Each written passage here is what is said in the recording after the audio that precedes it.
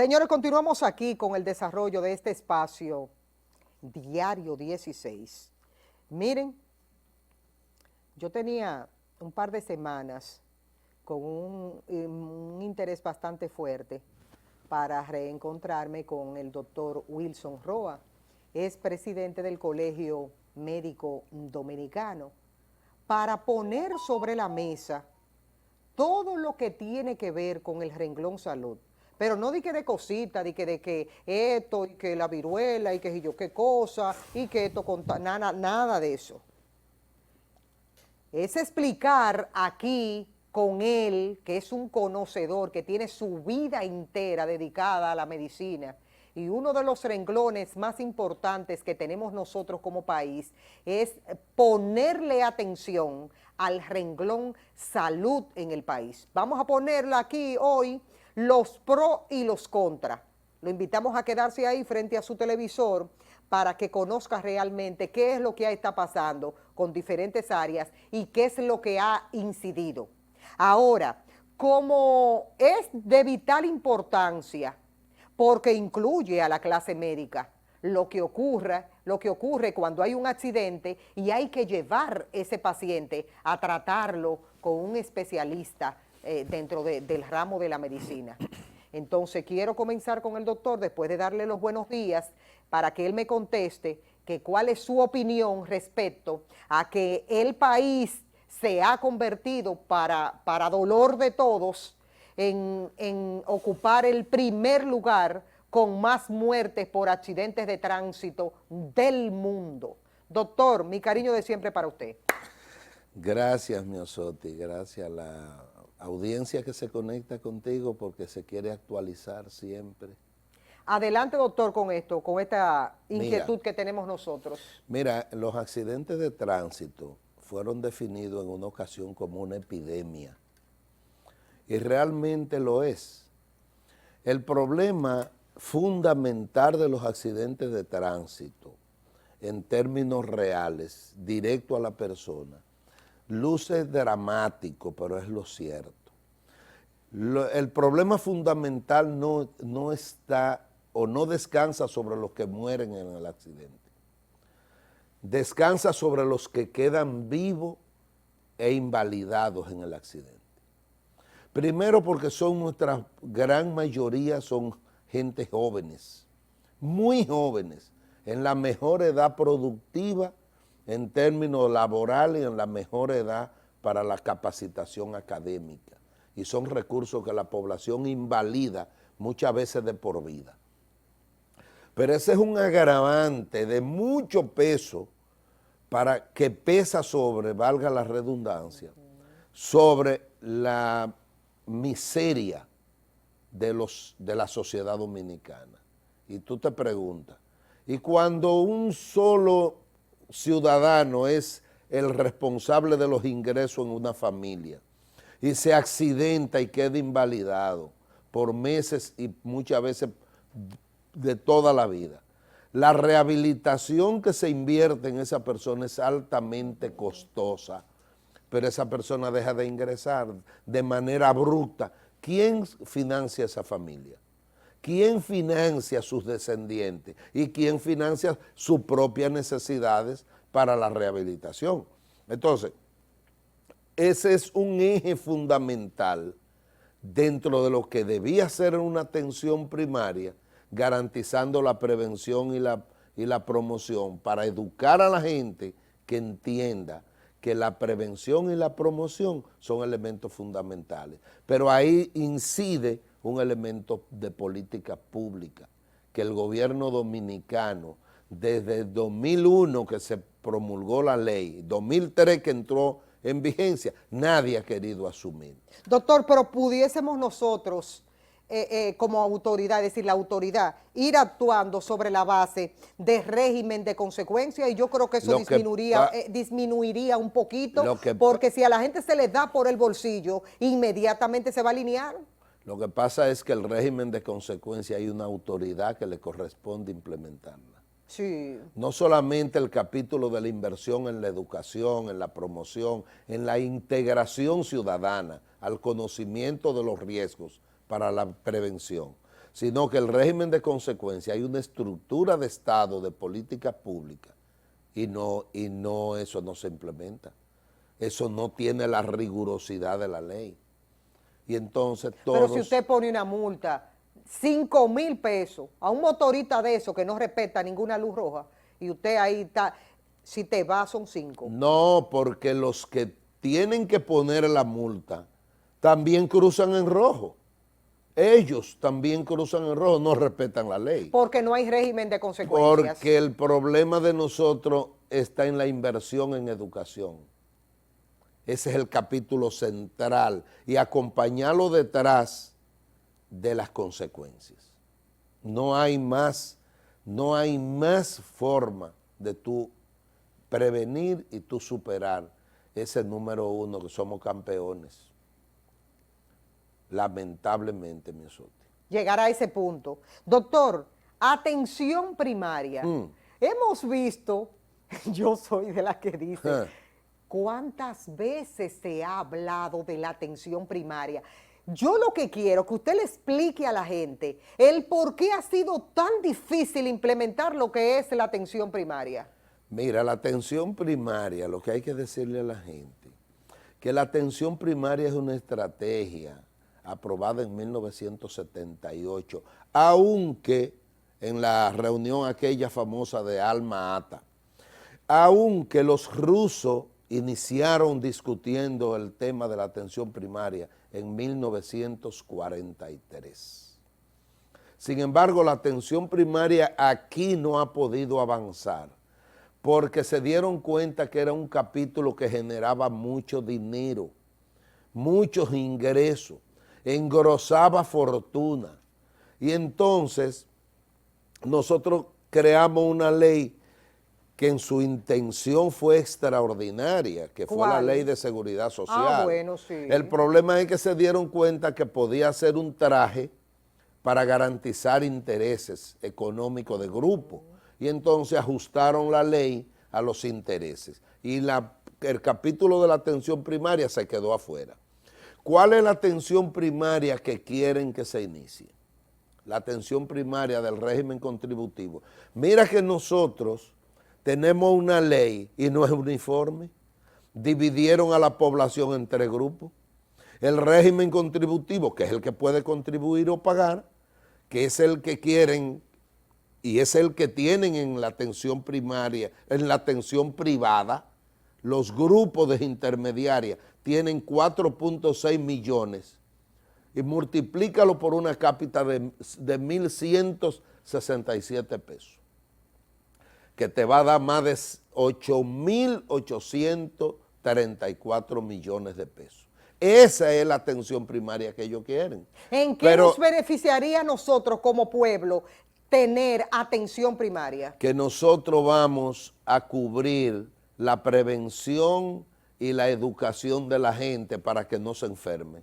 Y cuando tú no te enfermas, tú tienes mayor capacidad de desarrollo individual y colectivo en la sociedad. Vamos a ponerle un ejemplo a la gente que nos está mirando. Ejemplo.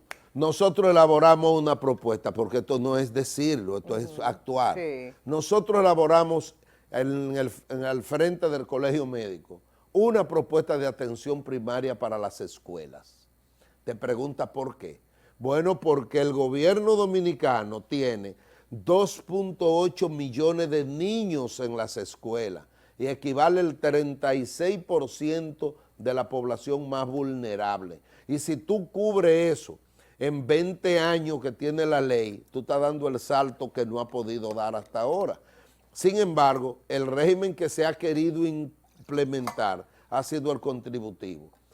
¿Por qué? Porque ese es el que genera ingresos, es el que la persona tiene que pagar. Y las intermediarias, ese es el capítulo que quieren. Y el gobierno dominicano no ha querido romper con eso y asumir la responsabilidad constitucional de la ley de proteger a la población en términos de prevención y en términos sanitarios en general. Le voy a poner un ejemplo conmigo, doctor.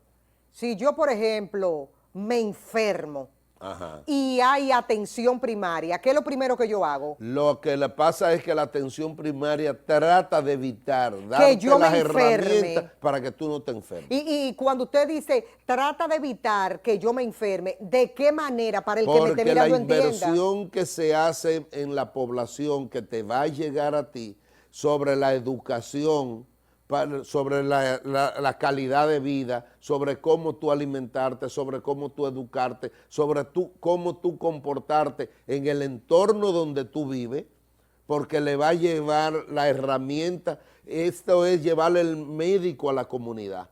No es traer la persona de Elías Piña para el Robert Rick Cabral. No, es llevarle el médico, llevarle las herramientas de salud, de educación y promoción. Tú te vas a ir a los clubes, a las juntas de vecinos, a los grupos sociales, porque tú le vas a asignar un área geográfica de la población a cada centro de salud.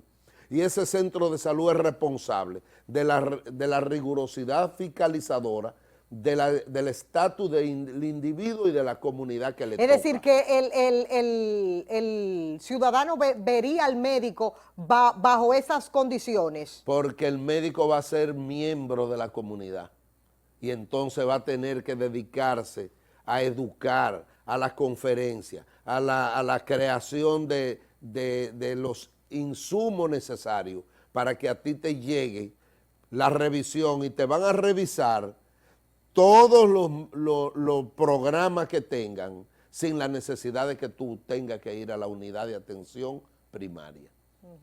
El médico va a ir a tu casa. Esos son los médicos de familia. ¿Tú sabes quién ideó la medicina de familia?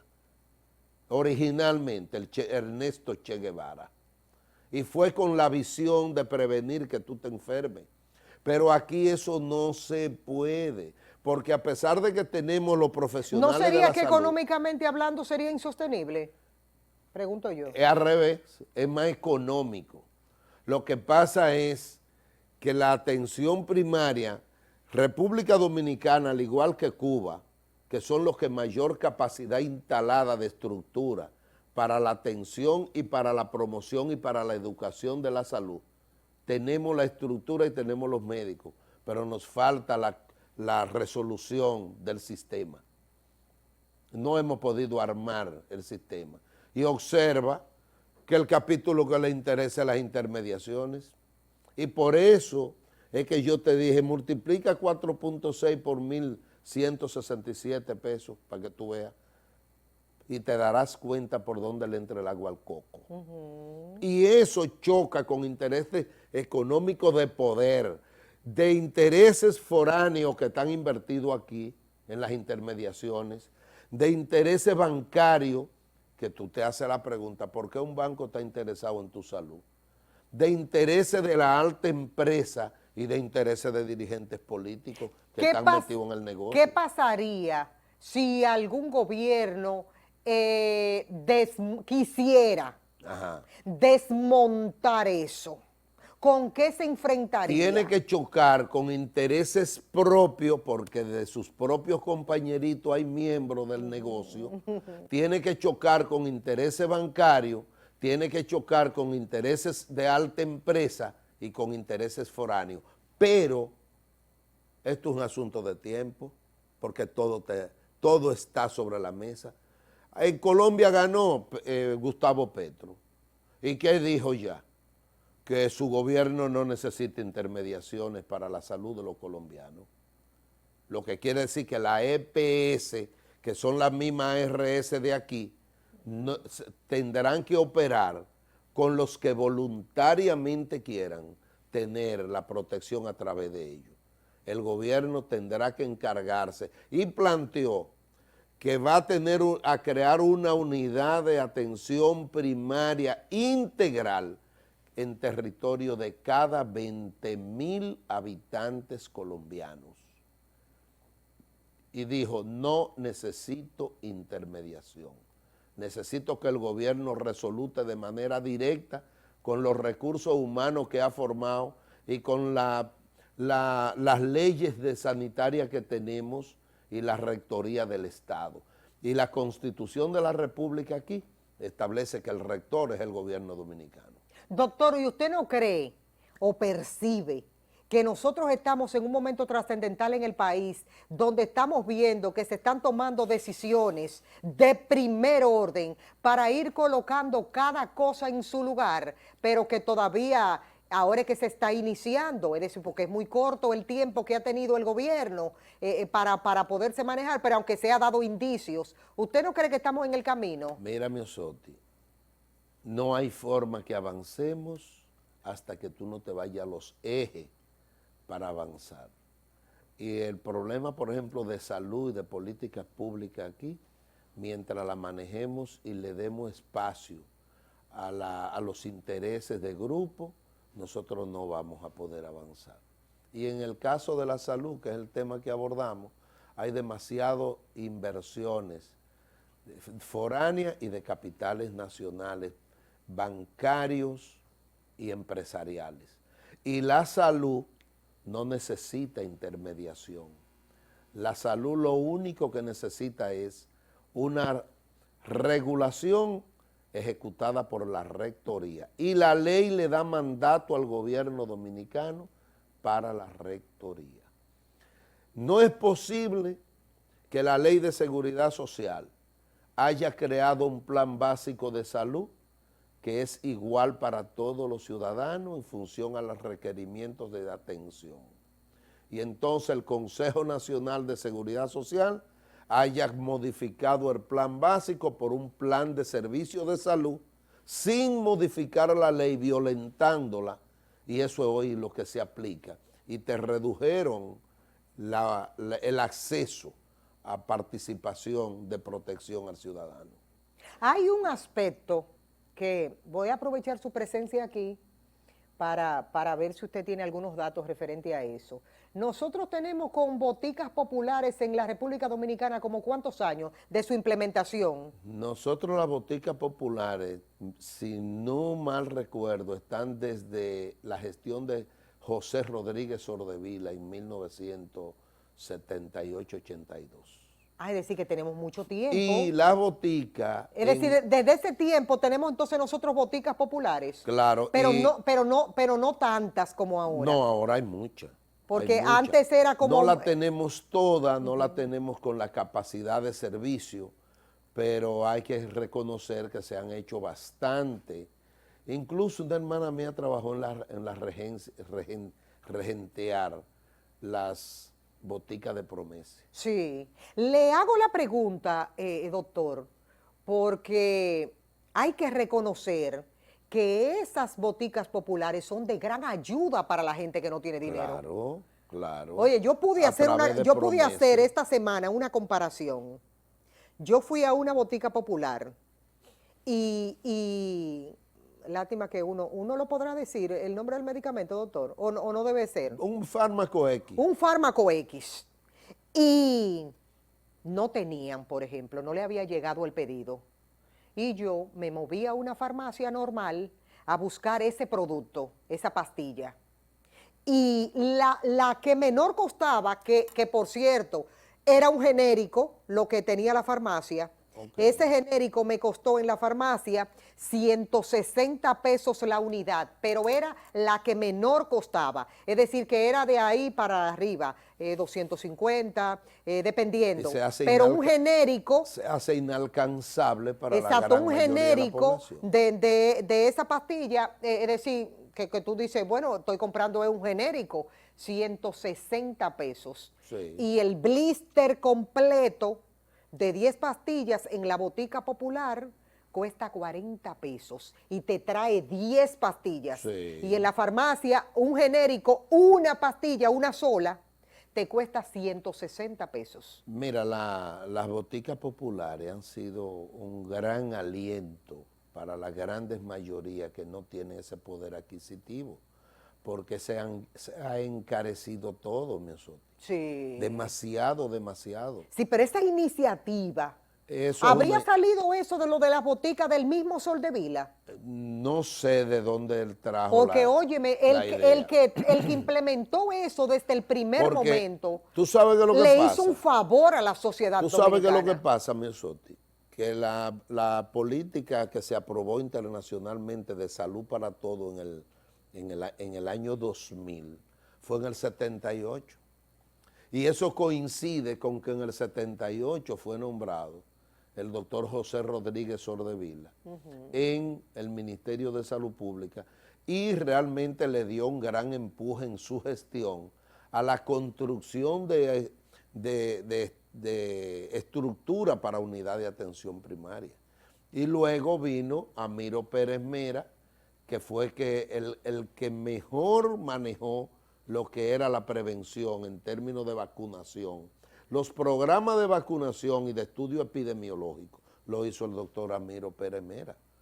Y por eso lo que tenemos hoy se le deben en términos de estructura a la gestión de José Rodríguez que la inició, y en términos de intervención epidemiológica y vacunación y prevención al doctor Amiro Pérez Mera. Doctor, eso quiere decir que se puede. Claro. Se puede entonces, porque si nosotros lo hemos podido lograr con las boticas, en otros renglones dentro del área de salud, se puede. Entonces necesitamos voluntad. Se puede, pero la voluntad política es determinante. Es que hay sectores aquí que tumban gobierno, doctor. Bueno, pero yo te voy a decir una cosa, el gobierno que decide asumir la rienda de la presidencia y jurar ante la Constitución de la República, tiene que saber que los riesgos están ahí. Doctor, lo que pasa es que una cosa es con guitarra, recuerde, y la realidad es otra. ¿Cierto? Aquí hay gente que te ayuda y te permite llegar al poder, pero es para que tú me dejes operar. No, porque hay sea una con parte, mi maña o no mi maña. hay una parte que van detrás del negocio con el Estado. Explíqueme eso entonces, ¿cómo se logra eso? Tú sabías, Miosotti, que aquí hay muchos empresarios de carrera, porque su historia ha sido la empresa. Pero en los últimos periodos de gobierno se han creado muchos empresarios a la carrera, porque han ido a utilizar el Estado para sus negocios particulares. Y por eso es que tú ves que cuantas veces hay un cambio de gobierno, viene la movilización de la corrupción, de la mafia, de cosas impensables. Es más, te voy a poner un ejemplo para que tú veas lo que es la voluntad política. Con el respeto de la Procuradora General de la República, que todo el mundo sabe que es una mujer que ha exhibido una postura pública muy coherente. Pero tengo que decirte que en Elías Piña fueron sustraídos 2 salamis de un colmado por un haitiano. Y la Policía Nacional lo agarró, lo maltrató como siempre, porque esa es una cultura, y lo llevaron a donde un juez y le cantaron 10 años. Entonces, me tocó en esta semana decir en un programa que para trancar a uno que ha desfarcado por los 4 costados del país no hay que elaborar 12.500 páginas. Se lo dejo al país de tarea. ¿Usted siente como que envuelve a todo esto como si fuera una película? Porque todos los días estamos esperando un episodio nuevo. Lo que pasa es que cada 4 años me envuelven en el mismo capítulo y es como si la novela no avanzara. Aquí este país, después que se ha discutido tanto y que se ha atribuido tantas cosas a personas que han sustraído en grupo los intereses del Estado, ya debimos haber tenido el régimen de consecuencia del que hablábamos ahorita. Y no hay que dar tanta vuelta. Y tú sabes qué cultura hay aquí, que se elaboran expedientes sin la suficiente solidez para que se caigan. Y la población tiene que estar vigilante de eso. Usted está, ¿cómo usted siente de que usted cree que vamos a llegar a feliz término con lo de Medusa? Yo tengo interrogante.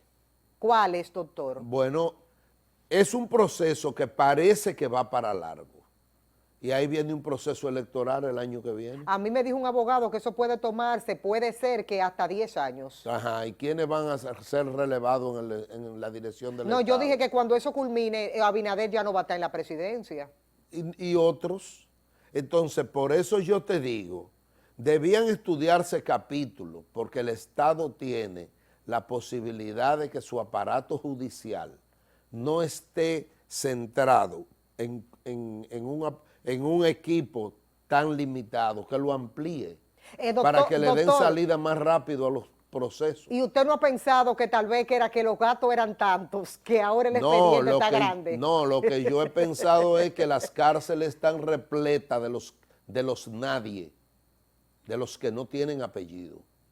Y entonces si pudieran, y está demostrado en la práctica, que el sector privado es el que utiliza el sector público para corromper con su complicidad.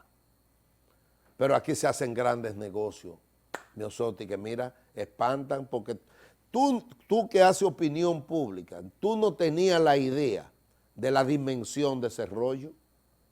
Doctor, pero con la edad de usted, nunca había visto que un ministro haya tenido que tomar licencia. No, porque eso no es una licencia. Eso es un disfraz de licencia, pero eso es una renuncia. Bueno, él no ha renunciado, él pidió una licencia. Una cosa y nombraron ahí a Joel Santos como interino. Pero una cosa es lo que tú planteas y otra claro. cosa es lo que tú haces. Sí. En la práctica veremos qué es. Pero el problema es, Miosotti, que hay una gran parte de empresarios aquí que se han hecho a la carrera, violentando todo y saqueando el erario público. ¿Quiénes han sido los responsables por tantos años de esa impunidad? Los que han dirigido el Estado, porque te prometen. Hay un disco, me parece que es de Luis Ovalle, que separa a un dirigente político, un candidato, frente a una multitud, y le dice que cuando ganen las elecciones, él le va a hacer el puente que tanto necesitan. Y la multitud le dice, pero si no tenemos río, y entonces él le responde, pues le haremos el río también. El problema es que ni aparece el puente ni aparece el río. Doctor, ¿qué usted cree de esto? Está en la portada de hoy del periódico Diario Libre. Caos en Sri Lanka tras alzamiento popular. Dice que el presidente de Sri Lanka huyó del país en el día de ayer, apenas unas horas antes de que venciera el plazo en el que había prometido renunciar, en medio de protesta por una devastadora crisis económica. Pero la multitud no tardó en dirigir su ira contra el primer ministro con un asalto a su oficina y exigencias de que también él se marchara. Y esta foto ha recorrido el mundo. Es decir, como un pueblo se alza y dice, basta ya. Miosotti, ¿por qué el alzamiento popular de los pueblos? Por la negación de derechos.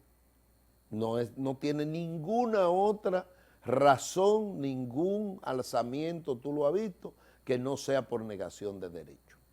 En la República Dominicana en el 65, por negación de derechos.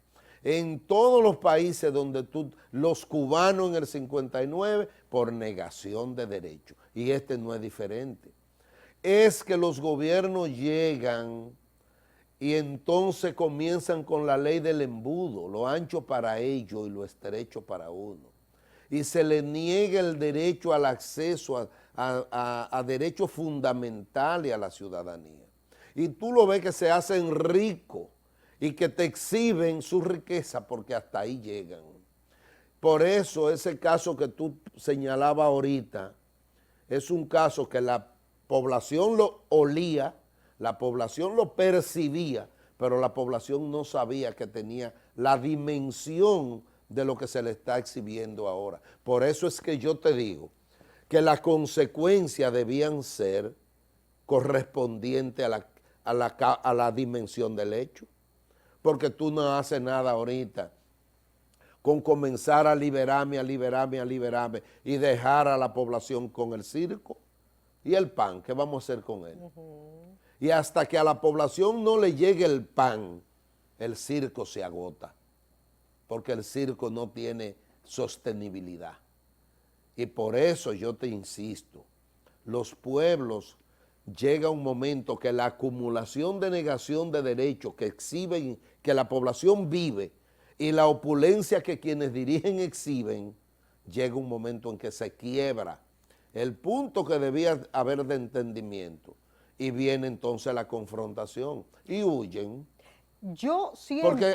Porque observa que todos terminan huyendo. Sí, claro, claro. Que debería ser, si usted hace cosas Debía responder. y usted considera que esas medidas que usted toma están correctas, lo normal sería que usted aguante lo que viene detrás, porque usted cree en eso. Así es. Entonces se ve que es una especie de actuaciones sobre la base de estar consciente que no se está ejecutando las cosas bien. Porque no le tienen miedo al régimen de consecuencias. El presidente hoy de la República ha exhibido hasta ahora una postura pública de negación a la violación de los derechos de protección del Estado. Él se ha negado a que muchos que han llegado pensando en que pueden hacer lo culturalmente repetible, él se le ha parado en dos patas. Vamos a ver si de aquí a allá lo vencen o si él corta cocote.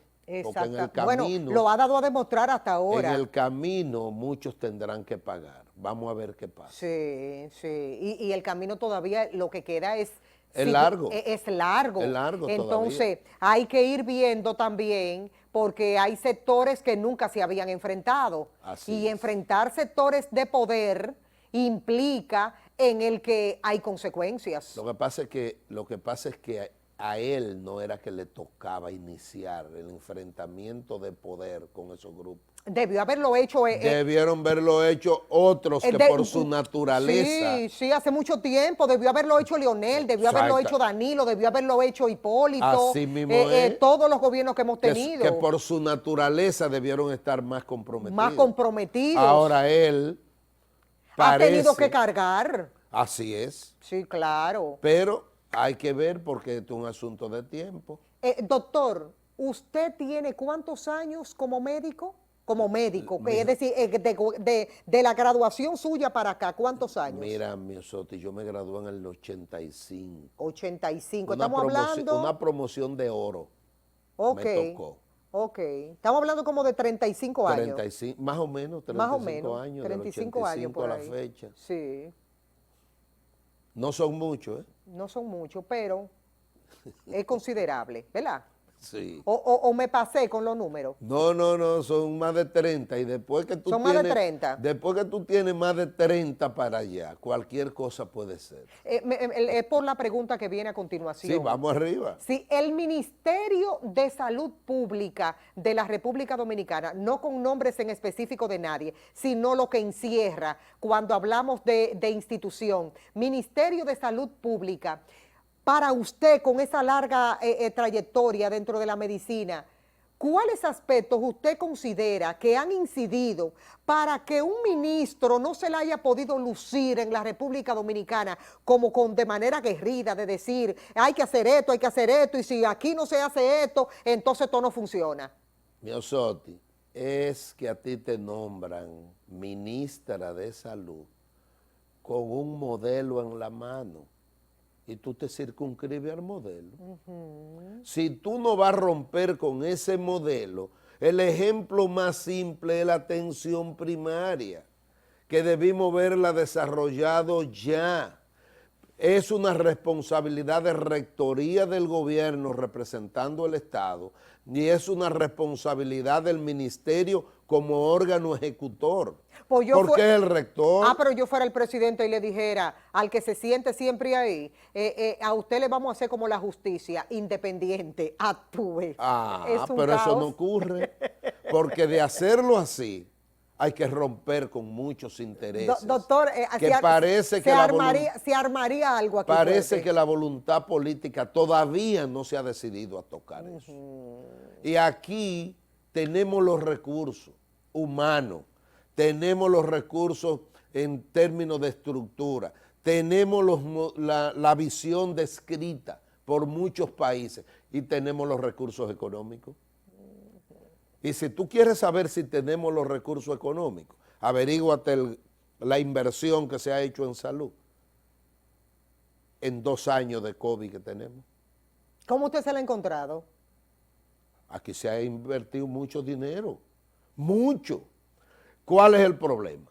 Bueno, producto de la pandemia también, que eso Sí, influye. pero a eso es lo que te digo, Ajá. producto de la pandemia. Incluso el señor presidente de la República anunció, yo no cuantifico eso, claro, pero anunció que él hizo un aumento de 0.4% al 1.8% original destinado a salud, por motivo al problema de la pandemia.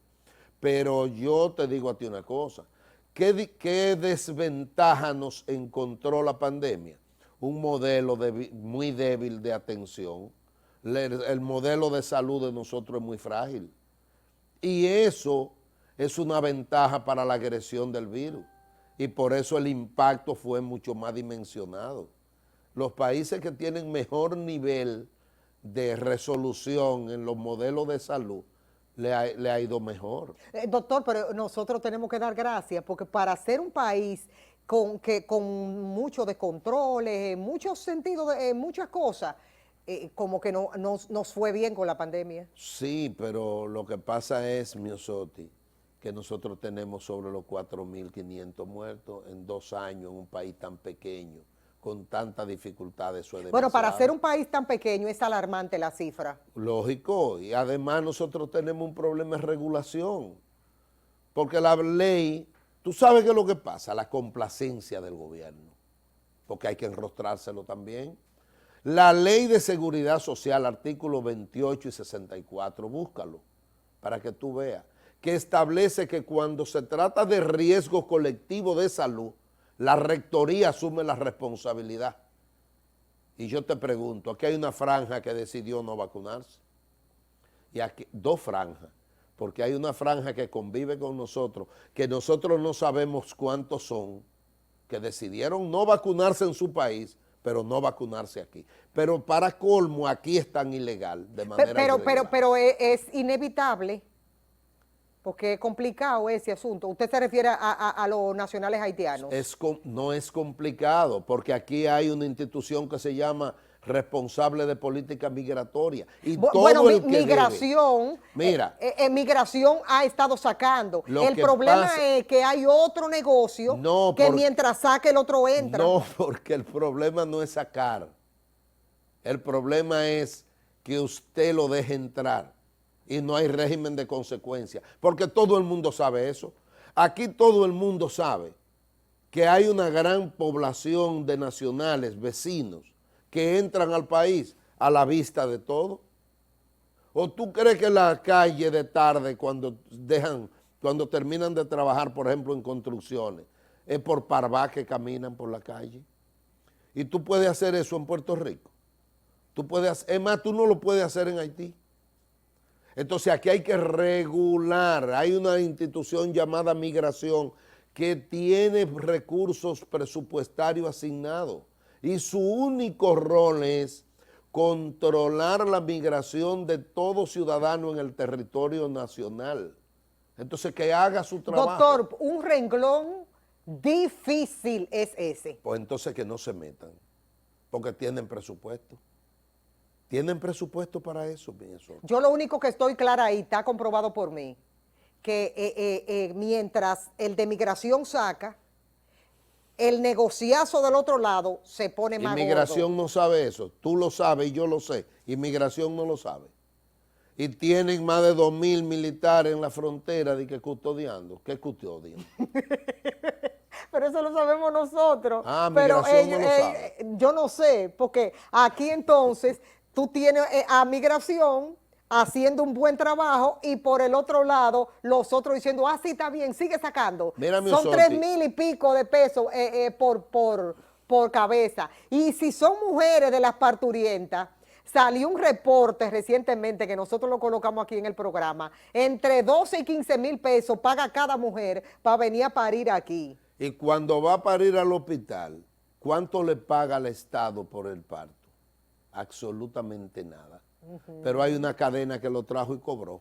Sí, y entonces, explíqueme eso, doctor. Pero migración sabe eso.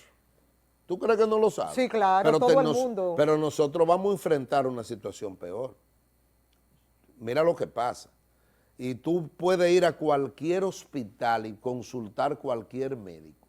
Tú le preguntas, doctor, ¿cuál es la relación de los partos de cara al futuro?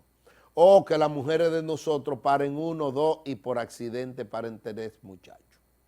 Y las nacionales haitianas paren 7, 8 y 9, lo que Dios le dé.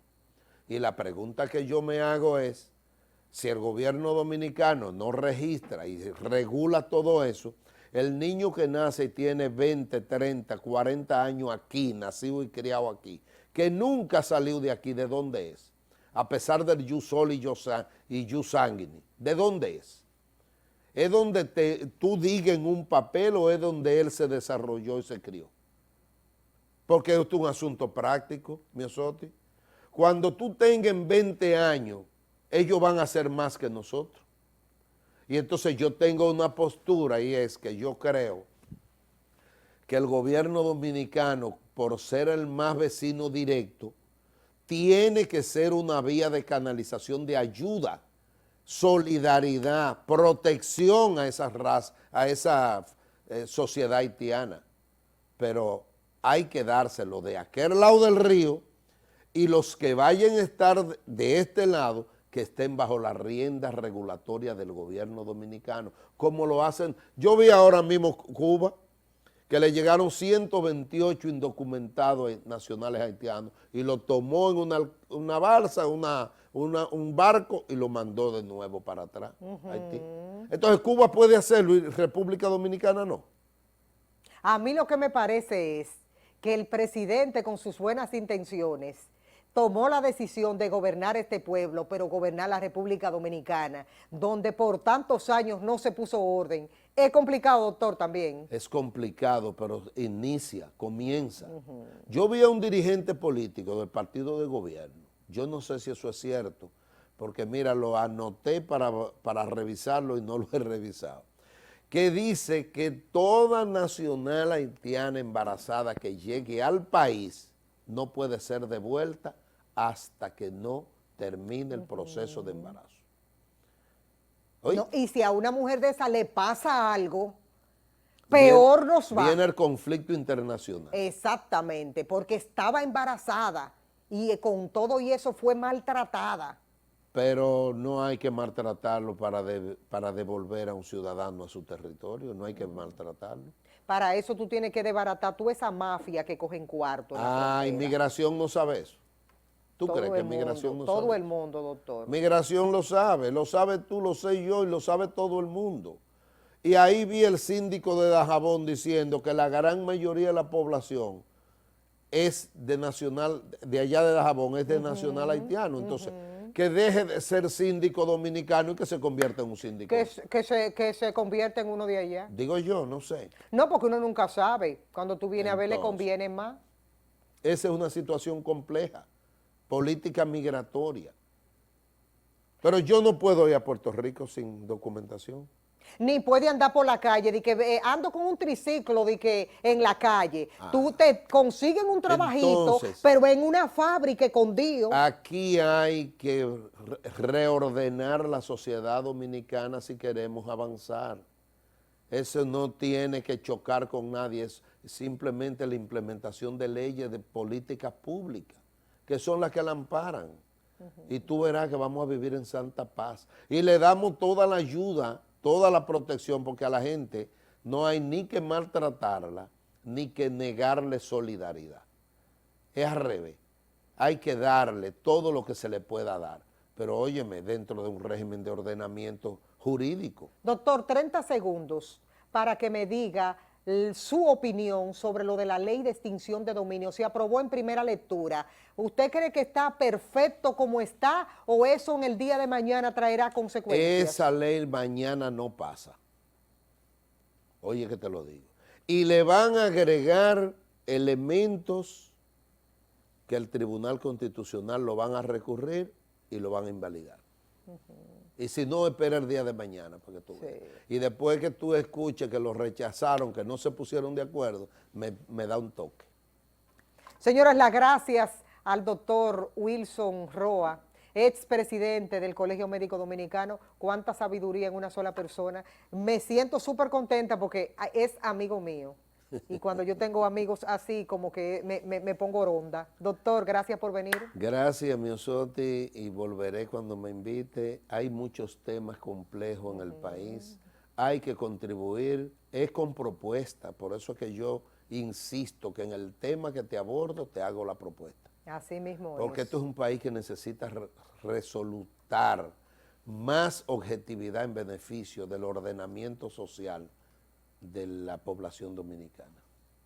Señores, las gracias al doctor Wilson Roa. Les recuerdo nuestra cuenta en YouTube, Miosotis Grullón es nuestra cuenta. Recuerden suscribirse. Tienen que tener pendiente que vivir sin leer es peligroso porque te obliga a creer en todo lo que te digan. Cuídense mucho. Mañana a las 6 de la mañana volveremos a reencontrarnos con más.